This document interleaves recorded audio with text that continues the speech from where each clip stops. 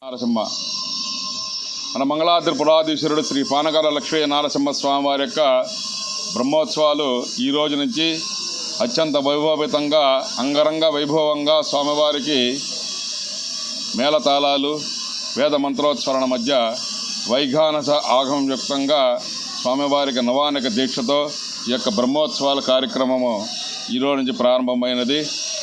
ఈ రోజున స్వామివారికి తెల్లవారుజామున 4 గంటలకే మేలుకొలుపైన తర్వాత ఆ యొక్క తీర్థం యొక్క బిందెను తీసుకుని వచ్చి స్వామివారి యొక్క దేవాలయాల్లో ఉంచి 8 గంటల నుంచి స్వామివారికి విశ్వక్షేణ ఆరాధన పుణ్యావచనము స్వామివారికి తైలోదకము చేసి పంచామృత స్థపనతో పాలు పెరుగు తేనె నెయ్యి అనేక వంటి ద్రవ్యాలు స్వామికి అభిషేకం చేసి ఆ యొక్క అభిషేకం అయిన తర్వాత భక్తులందరికీ కూడా వచ్చినటువంటి భక్తులకు కూడా ఆ యొక్క అభిషేకాన్ని వారి యొక్క శిరస్సును జల్లించి స్వామివారి యొక్క తీర్థప్రసాదాన్ని ఇచ్చారు. ఈ యొక్క పెళ్లి కుమారుడు వంటి నరసింహస్వామి రాజ్యలక్ష్మి అమ్మని మనం ఈ రోజున దర్శన భాగ్యం చేసుకున్నట్లయితే మన కుటుంబంలో ఎవరికైనా కానీ వివాహం జరగడానికి ఆలస్యంగా ఉన్నటువంటి జాతకరీత్యా దోషాలుంటే ఈ రోజున మన స్వామివారిని దర్శన భాగ్యం చేసుకున్నట్లయితే వాళ్ళకి శీఘ్రముగా వివాహం జరుగుతుందని చెప్పేసి పురాణాలు చెబుతున్నాయి. కావున భక్తులందరూ కూడా విచ్చేసి ఈ యొక్క పెండి కుమారుడు వంటి రాజ్యలక్ష్మి సమేత శ్రీ పానకాల లక్ష్మీ నారసింహస్వామి వారి దర్శన భాగ్యాన్ని తీసుకున్నాం. అదేవిధంగా రేపు స్వామివారికి అంకురారోపణ ధ్వజారోహణము ఆ యొక్క గరుడ గజ్జలు అనేటువంటి నరసింహ గజ్జ విష్ణు గజ్జ లక్ష్మీ గజ్జ ఇట్టా గజ్జలు ఉంటాయి.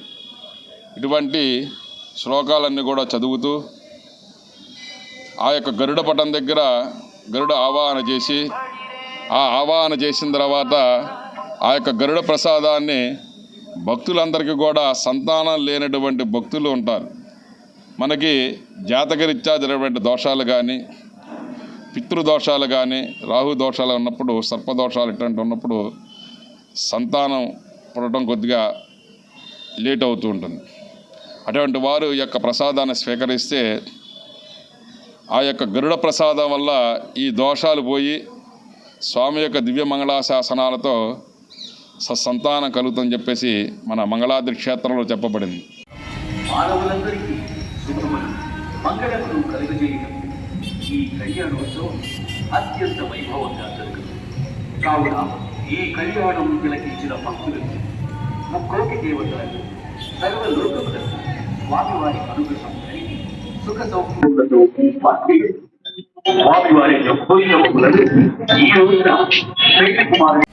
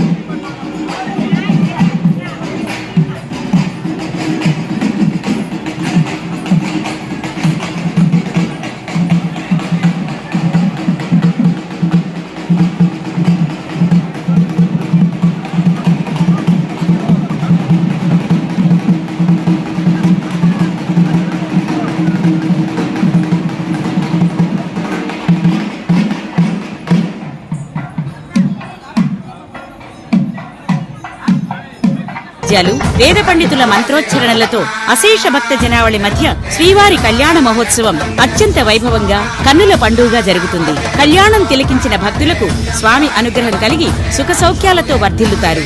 కళ్యాణాక్షతలు శిరస్సును ధరించిన వారికి అన్ని శుభాలు చేకూరుతాయి. 14వ తేదీ శుక్రవారం మధ్యాహ్నం 3 గంటలకు భక్తజనులు జై శ్రీ లక్ష్మీ నారసింహ నామస్మరణతో శ్రీ స్వామివారి దివ్య రథోత్సవం బయలుదేరుతుంది.